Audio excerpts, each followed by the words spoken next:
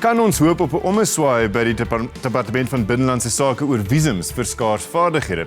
En hoekom is hierdie sogenaamde goue visums so belangrik vir die land? Ek gesels nou met Stefanie de Saude-Darbandi, 'n absolute kenner op die gebied van immigrasiewetgewing. Stephanie, welcome. Firstly, do we need these highly skilled immigrants who are knocking on your door to help them get visas? Do we need them in South Africa? We really do. There was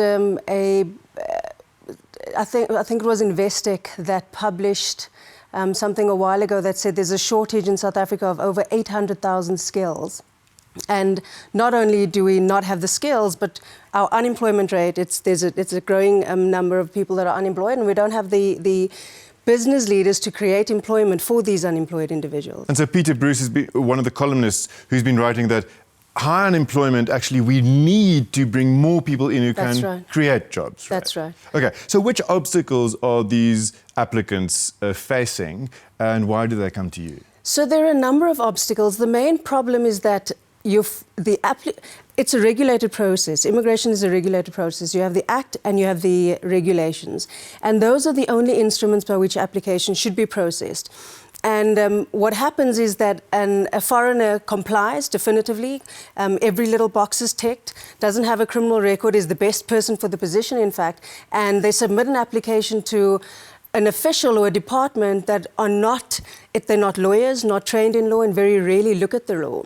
So very often they process these applications by policies which are in most instances far removed from the Act and the regulations. So are we talking dozens or hundreds of highly skilled possible job creators who are shown the door? Approximately 70% of applications are wrongfully refused. Why do officials do this? Do you think there's malice? Is it incompetence? What's your view? I think it's a severely understaffed department, severely undertrained department. And then a lot of officials lack the interest, really. They don't see the bigger picture. They're not open to welcoming foreigners. Instead of understanding the need and understanding that these people are contributing one way or another, they are wary, suspicious of foreigners, questioning the motives when they have an application before them, looking for reasons to refuse. It's also not a subjective test. But when you look at some of the refusals, the adjudicator will say, in my opinion, you're not a critically skilled individual, despite the fact that every box is ticked. So it should be an objective test. It should. But too much subjectivity comes into it. Right. So these 70% of applicants who get a no from the department, they then go to lawyers, people like yourself, for assistance. How expensive is it then to fight the Department of Home Affairs in order to try and get this visa? Well, it can become expensive because the law provides for two internal processes. And most of the times the refusals, as I said, it's a wrongful refusal, but each time you have to appeal, there's a fee at VFS. And after the two once you've exhausted all your remedies, you either have to accept the decision, leave the country, or sue Home Affairs. And if you go to sue, if you're litigating, it can be hundreds of thousands of rand. But surely the successful cases brought against Home Affairs over the years creates legal precedent. And so the department must be aware, surely, of the fact that they lose many of these cases. And surely they must then adjust their system. One would think. So we end up in court for the very same issue, just a different person each time. Okay, so there's been some changes. We have a new Minister of Home Affairs now for a few months, Minister Erin Motsoaledi. We also have a new list of critical skills, which has been the subject of much discussion. So these are the skills that Home Affairs says you must have in order to qualify for one of these visas. Do you think this list is sufficient? Does it reflect all the skills categories in this country that we don't have the people for?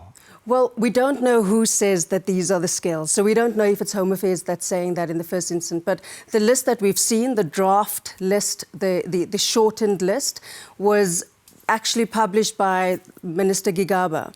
So we know that they're working on the new list, and apparently there may be one as early as March next year. But the point is, Home Affairs says that it's Department of Higher Education's responsibility, when legally it's not. In terms of the regulations, it's the minister. But be that as it may, if you look at the Department of Higher Education's list, it's an extensive list. And the very first skill on that list is Corporate General Manager, which is interesting because on the critical skills list, the draft, that's taken away. So if a company today is growing and looking for new markets and looking for a really, really good person from anywhere in the world to run a world-class operation here, they can't just actually appoint a foreigner. No, it's not that simple, unfortunately. Okay. So Stephanie, is the situation improving at all? I mean, are you getting any joy from the new administration now that the new minister is here? Well, I don't think there's been a lot of experience that has filtered down to the actual filing and processing of applications in terms of the appointment of the new minister. There's still a lot of wrongful refusals. The quality of decision-making is terrible. But the one positive thing that's happened over the last couple of months is that Home Affairs is open to engage. So there's been a lot of meetings with Home Affairs officials, a lot of roundtable meetings where they've actually been open to, what are we doing wrong and what should we be doing, give us advice on skills, etc. And just in conclusion, if we do this right, what's the potential? What can we achieve economically if we bring in the best people? So much, but there's so much to be done. So it's not just getting our current list right, but it's also introducing more skills. We can't be too protective with issuing visas. We need to welcome foreigners, and the right foreigners, of course. Stephanie, thank you so much. You're welcome. Bly ingeskakel, die program gaan net hierna voort.